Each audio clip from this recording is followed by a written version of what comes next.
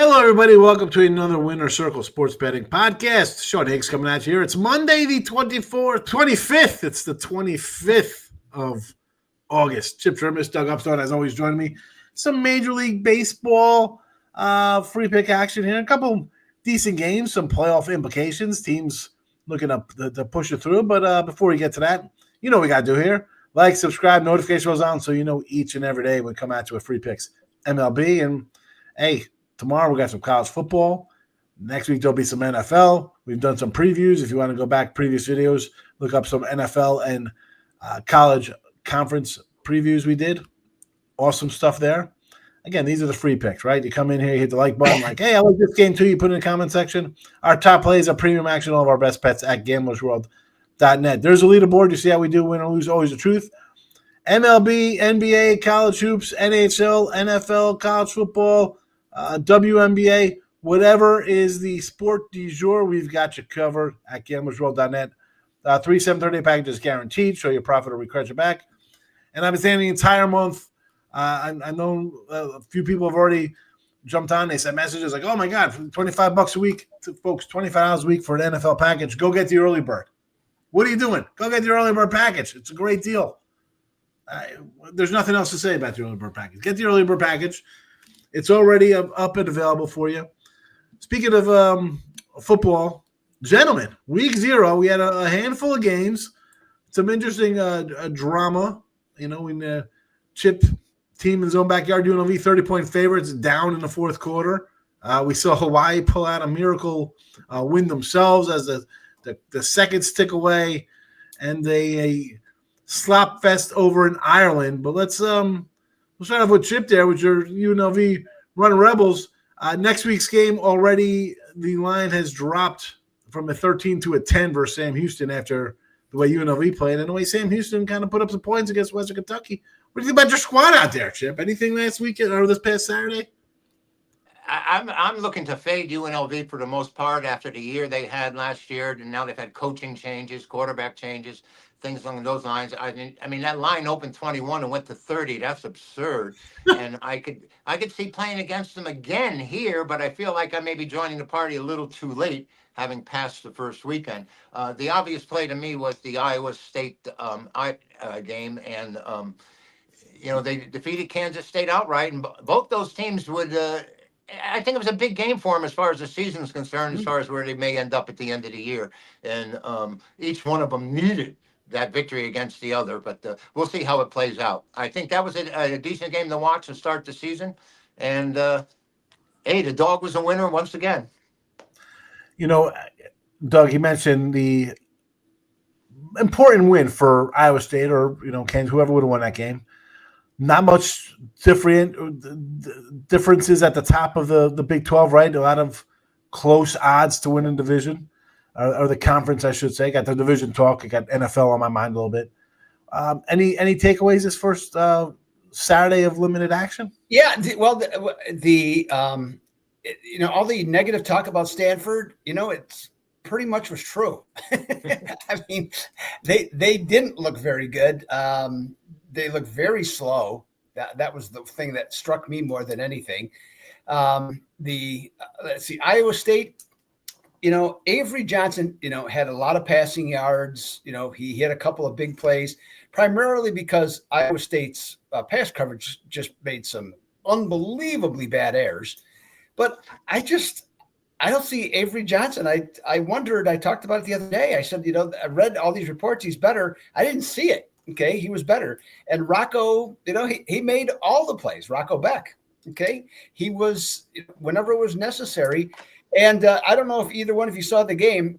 I have to admit, and of course it affected me. So that's why, and I shouldn't even be upset about this, but I'm on a 17-3 run. And yet the one thing I can't get over is I had the over in that game. And that last touchdown, or it was called the touchdown, then it was called back.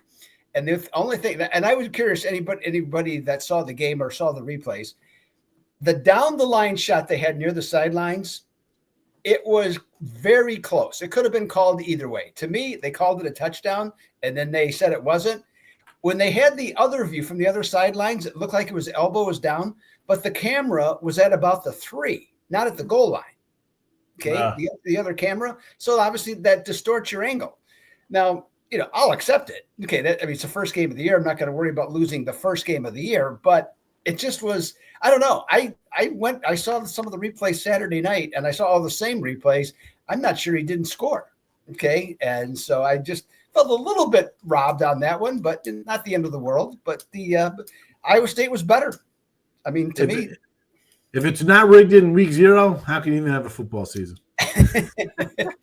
We saw that. I love when that comes up. Big stuff, but it's just I just thought it was. I thought he was it. Okay, now sure, I was rooting for it, no question about it. But I'm trying to be objective, look at the replays and say, I don't know, And the one that they were all going with was based on a camera angle, which was at an incorrect angle. But hey, that's. The guy's complaining, folks, and he's on a 9-1 MLB run and 11-3 run, 79% the last 14 games the last week, and he's complaining he's not hitting 85%. This is the stuff I got to deal with. You're talking about the Yankees. I admit it. Okay, I admit it. No Yankee talk today, Chip, but we know what we got here. We're going to go to the other team in New York for you. Chip Jervis looking at the Mets and the Phillies here. Phillies. 130 with Sanchez on the hill. A little bit of a fave here. Total 7.5. Senga, he gave up some runs his last couple starts. But, big series here for the Mets, right? Wheeler out for the year. Playoff atmosphere here. Phillies, Sanchez is going to step into the Cy Young #1 role here. Mets looking to capitalize on. You lose your race. Let's be honest. Sometimes the team, you might stumble. I know it's next man up and we're here. Huge loss for the Phillies going forward into the playoffs. I sort of like the Mets here. I definitely like the under. The Mets have been a weird kind of hitting team. The entire when they were hot at the beginning of the year and when they had their other win streak, Chip, it was all about the pitching, keeping games close and winning ugly games. I see more of the same here today, and not just say, but just in the series as a whole with the Mets and Phillies. What say you, my friend? Mets, small underdog here, total 7.5. Phillies, Mets, Chip Jermis, go for it. Well, I don't mind talking about the Yankees, Sean. I mean, I said to fade that team 6 weeks ago, and they're playing under 500 by 10 games since.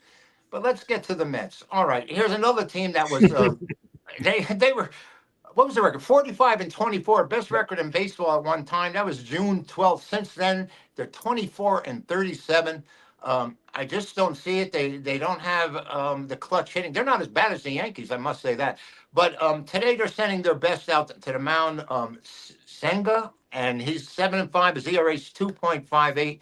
And the Phillies also are sending their best ERA guy out there. Wheeler's gone. And Christopher Sanchez, 11-4, 2.46 on the mound. I don't see these teams scoring many runs. The Mets just don't seem to be able to hit in the clutch.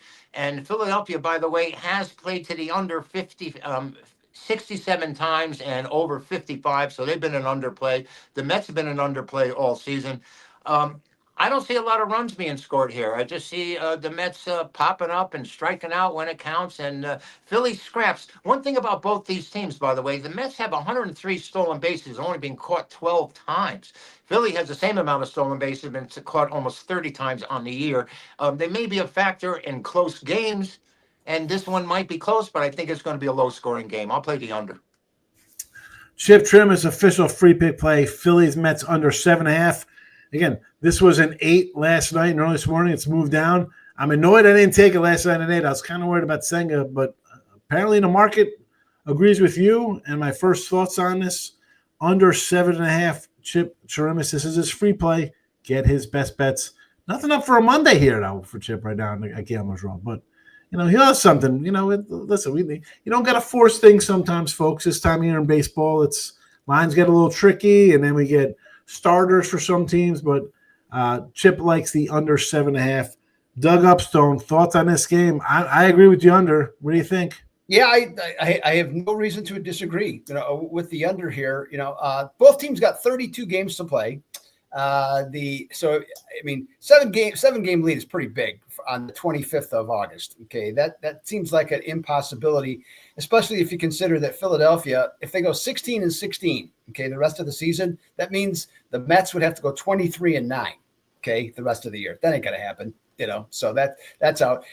Senga, great ERA, everything, but as you mentioned, Sean, he hasn't been great of late. And in his last 3 starts, he's averaged less than 5 innings a start. To me, that's not an ace. Okay, their Phillies are 15-6 at home, playing against a team with a win percentage of 54 to 62%. I'm going to take Philadelphia here. I agree with you. It might be 3-2, might be 2-1, but I still think Philly's going to get the job done.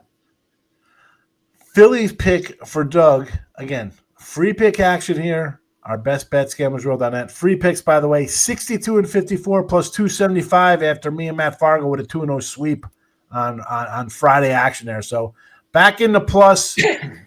Phillies bets under 7.5. Official free pick here from Chip. Get his best bets, top plays, gamblersworld.net. Game number 2, 9:40 start. Doug Upstone here. San Diego at Seattle. Seattle right in there. I think leading the wild card, and the Padres were in first place there. Beat the Dodgers a little bit here. Sears versus Miller. Sears called up, traded. He gets called up from the minors, maybe because he has some success for so many Seattle batters. He's faced them a little bit here. 125 on the line, 8 total here, 8.5. Boy, oh boy, Seattle. You made the moves. You brought in the bats. San Diego says, we'll bring in some bats. We'll bring in some pieces here and there. We bring in some bullpen guys. I chose this because these are 2 teams who are pretty much all in here at the deadline. They're looking to make a move. Tough battle here. I'm torn. I want to kind of bet both these teams. I see teams go for it, fellas, and you want to cheer for those teams, right? They're giving up the prospects. They're going for it. I can't decide on this one. So this is officially all Doug here. I don't even have an opinion on it. Well, I'll change your mind here, Sean. In fact, I'm going to give you 2 plays today. Okay, on this game. The Mariners 3-7 in their last 10, 2 games behind Houston. Padres, hey, you know what? I ripped the Padres here last Monday. Congratulations to them. 5-2 this past week, won the series at home against the Dodgers. But the most important thing about this game, Sean and Chip, it's the Vedder Cup. That's right, Eddie Vedder. He's involved here from Pearl Jam. This is 2 of his favorite cities, okay, in the country, and so they came up with a charity for him, and it's called the Vedder Cup. So Seattle won the first 3 games in San Diego, so now they changed venues on this one. I think it's a tough spot here for San Diego. They just got off playing 13 consecutive division games, okay, going on the road. I think that's a tough assignment. Sears, as you mentioned, nothing great. Okay, and in truth, Bryce Miller hasn't been very good since he came off the IR. But here's the thing. Teams that are underdogs up to plus 125, allowing 4 or less runs a game on the season, facing a American League starting pitcher who has an ERA over 7 in his last 3 starts, those teams are just 23-54. Okay, in this situation. So I'm going to take Seattle on the money line as the one play. And then I got a Julio Rodriguez prop bet for you. In his last 20 games, Julio has averaged 2.5 total bases per game, hitting a little over 60% on that. And at home, he's at 2.3, okay, in his last 10 at home. So I'm going to recommend Julio Rodriguez, okay, to go over the 1.5 total bases in tonight's game. All right, 2 plays here from Doug. You get the bonus. We get the bonus total bases for J-Rod. Again, I said this the other day with the props. I don't really count them in our win-loss record. I don't, because we could come in here with something crazy and then hit a 4-1. It kind of skews the numbers. That's for all sports. I think I said that before during NFL last year when we were doing our show. But 125 official Seattle Mariner free pick. I love the Julio Rodriguez. I got a over 25.5 homers. I think he has 23 or something like that, right, on the year. Again, official pick from Doug, minus 125 Seattle. This is his free pick. And again, free picks are 62 and 54 plus 275. Go get his best bet today. The Monday Mauler is up. 8-1 run. Excuse me. 8-1 was just this past week. 11-1, 27-10, 69 and 35 for the guy. I don't know. Is that good? Someone tell me if that's a good run. I don't know. Chip, Doug had brought up the Padres run against division teams. Now, six of the last 10 have been against the Dodgers. They ended up, taking 2 or 3 after Dodgers got them there. They beat the Giants at home. Kind of like a flat spot, right? This is kind of like if we were talking Yankees and Red Sox today, you look to fade them off of their series. I kind of agree here with the Seattle take, right? I mean, tough games for the Padres. You kind of breathe a little sigh of relief. We got back in it. We got our payback against our hated rivals. And again, Eddie Vedder Cup. Listen, Eddie Vedder's all about Seattle. I know you never saw the movie Singles, but this is a Seattle guy. I think the edge is clearly to Seattle here. It's kind of interesting. Both these clubs were expected to contend, and Seattle, of course, was based on their pitching. Now you've got Raleigh, who's leading the majors in home runs. Quite a feat for a switch hitter and a catcher, I must say. San Diego's under 500 on the road. Seattle, of course, is 13 games over. But Bryce Miller, he spent 2 stints on the IL, by the way, and he hasn't really come around at all. His ERA is close to 6. And Spears, though he has 8 wins, his ERA is at 4.94. 2-6 lifetime against Seattle. I think the game goes over the total. I think the Seattle bats have been kind of scarce. I think throughout the season, there's times when we're really wondering when they're going to put it together. But I play the over here because of the starting pitching, which probably won't last that long as it is. So Seattle Padres go over, and it's going to be interesting to see how it pans out the next 30 games or so with these two fighting for position, one for the playoffs, one for actually to win the division. The Padres have a shot. So interesting game. It really is. And my lean toward, like you guys, my gut feeling when I look at it is that San Diego coming off a big series, Seattle at home. I think Seattle has the advantage. The Mariners at home, I'm looking for, because they have been an over team this year. I mean, they have gone over a bunch of games at home. The pitching has not been as great. I tend to like that look there here with this one. I was trying to pull up if I could find their season win total over at StatMuse. Mariners home over under record. Because when they started the year, you thought, oh, let's just do a bunch of unders because of the pitching staff, right? I mean, Wu, Gilbert, Kirby, Logan Allen, not meant to be. Not meant to be. Right? I mean, I'm a big Wu guy. I'm a Wu guy, but me too. This is a weird team. They had the worst batting average at home, and they're like number 2 on the road. And their pitchers, but the pitchers are worse at home than they are on the road. What an enigma. And my guy Julio, by the way, has 25 homers, so I need a half a home run in the next month to hit my win total. Probably. Oh, you need a double. Yeah, official pick here. Seattle Mariners minus 125. Bonus play, Julio Rodriguez. Total bases over 1.5 from Doug. Again, get the Monday Mauler at gamblersworld.net. Chip is looking over the card. He'll have something to post it probably later today. Maybe not. Who knows? You never. If he doesn't like the game, we won't play it. You don't have to play. That's number 1 rule here, folks. If you don't like it, you don't got to bet. If you're not doing that, we can't help you because lots money management. You can't just bet something. Let me jump in here today because I saw this the other day and I checked it again this morning just for everybody's information. If you go to Gamblers World, the leaderboard page, and then you click on current season, okay?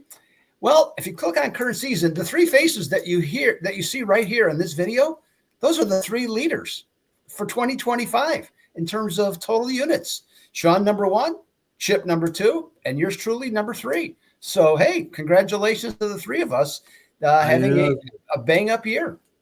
I didn't know I was doing that good. Now here, that's the kiss of death. Thank you. Now, everybody, when I go 2-7 with college football this week, I'm going to blame this guy to my left. You can blame me. You can blame me. I'll take all the blame. That's fine.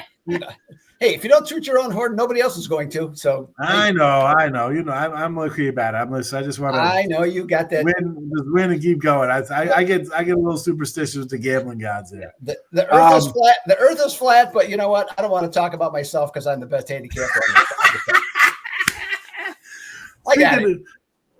All right. Speaking of flat earth, let's go to the Dodgers because they're about to fall off the flat earth. They're a miserable 21-25 since July 1st, and yet they're a 140 favorite here today with Sheehan on the hill. I thought Ed Sheehan was a singer. Apparently Sheeran. I don't even know. I thought it's the same guy.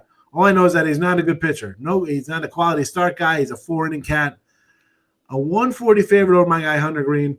And I'll always throw my future kind of stuff out there. I got Hunter Green over 8.5 wins. Guy gets hurt, disappears, and then he's sitting at 5. I need a miracle 4 wins here. I'm not going to get it. Reds over 80.5 wins. Maybe I'm biased towards leaning to the Reds here, plus 125 here, 120, because I have all the stuff. But I'm going to take the Reds with Green. When the guy is on the field, especially the last 2 years, he's been great. The problem is in 2 years, he's got 39 starts, which is basically 20 starts a year, which is not good when you should throw 32, 34, 35 starts. 2.69 ERA over that time, 190 batting average against in those 2 years, 97 whip. He's doing it this year. He is a very good pitcher when he is on the field. I think he's better than Sheehan. I think the fact that the Dodgers, again, 11-11 the last 22 games, 18-19 the last 37, 21-25 since July, not the same team. This is a team that people thought were going to win 110 games, challenge Dodger records to wins. Not meant to be. You had a banged-up bullpen to start the year. Your pitching staff, when you bring in a bunch of guys who've been injured in the past, are you shocked that half of your rotation goes on the injured list?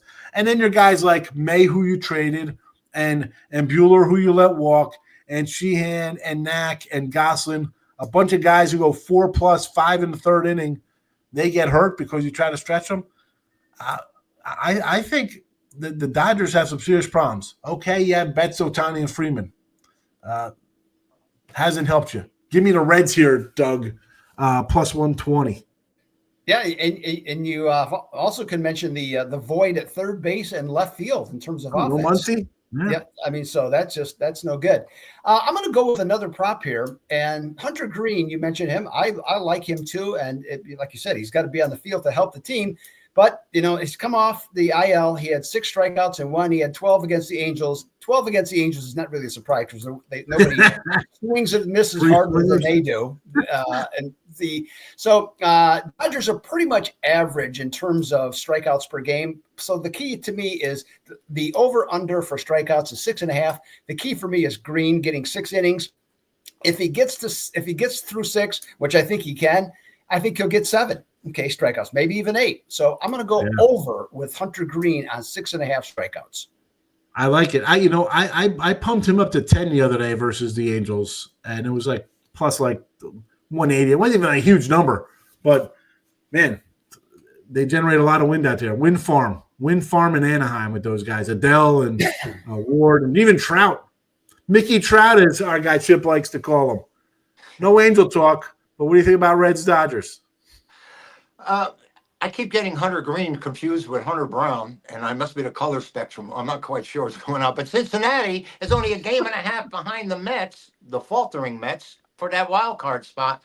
Dodgers 41-24 at home. That's hard to overcome no matter who they have out there. And they have had a lot of things to deal with, I'd say. The pitching, the injuries, changes of players, of course. But Cincinnati took 2 of 3 from the Dodgers in Cincinnati earlier. I lean toward the Reds here as well. I'm not too pleased with, if I was a Dodger backer, with what they're starting now. Their staff is, which we thought was so strong at the beginning of the year, and it looks like Kershaw may be evolving as their ace once again. I mean, it's hard to fathom after what we've seen the last couple of years out of him. But I would play Cincinnati here if I was going to play, and there's not too much else I can give you other than Hunter and Green. Sorry about your season bet on him, Sean, because it was it was so low as it was. I was kind of surprised that it was that low. So I think somehow the odds makers might have been figuring that there was going to be an injury or there was going to be something happening to him during the year, because that 8.5, I'd so tempting, like you said, and he has only 5 wins at this point. 30 games. He started out 4-0, I think. And 30 games to go. He's got to go 4. If he gets a win here, he'd have to get 3 more wins. It is possible. He's going to get at least 3 more starts, but you have to win them all. Yeah, the other thing too is I saw him twice in spring training, and there's nothing about the guy that looks like there would be a physical problem. I mean, you can see he's strong. Okay, he's well built. His legs are big. He's not a skinny guy or anything like that. So I'm surprised he breaks down. I honestly, so it just doesn't look the part for certain guys. You see, like a Lance McCullers, when a guy's throwing 75% curveballs. Okay, I get that. But his body type does not look conducive to having those types of injuries. I mean, groin strains on the hill. I guess he's just stretching too far out and pulling it. Although that sounds a little weird, but why wouldn't you stretch it out more than beforehand? Just a thought. Okay, that's what the trainer's for. I'm just a handicapper. I'm not a 24 starts, 22 starts, 26 starts, 13. He's gonna get 4 more. He's gonna have 17 starts again this year. Just bizarre. And yes, Hunter Green, Hunter Brown, 2 great young hunters, 2 really good young pitchers in the in baseball. I like both of them. But free pick here. Reds plus 120 is the official free play. I do have a play up today at GamblersWorld.net and MLB. Have a nice little baseball run. We're in. I think I'm 4th in the money for baseball. I gotta get in the top there. But having a good overall season. You got the leaderboard to see how Chip, Doug, and myself are doing. Let's recap the free picks. First game tonight, we'll start you off. Chip Sherman says take the under. Phillies are at 7.5. There's 1 win in your pocket. We're going to roll at 9:40 a little later in the night. Seattle Mariners minus 125. Bonus play on the Julio Rodriguez total basis. Why not do a home run as well so I can cash that ticket as a nice first inning homer. Doug wins. I win. We got a 2-0 lead in the game. It should win all over the place. And finally, last game of the night, Hunter Green, 6+ innings, 10 Ks. Hopefully they're winning 3-1 in the bullpen, which is a big problem with the Reds for the season. Holds on, and we get a nice Red winner there. But there you go for Monday free picks. Reds 120, Seattle minus the 125, Mets under 7.5. These are the free picks. GamblersWorld.net for the best bets. 62 and 54 plus 275. That's what we do. Freebies win, premiums win. Get on board, and you can win too. For Chip, Doug, and myself, we're out of here. College football free picks coming this week. Don't miss out. Thanks for watching, everybody. Bye-bye.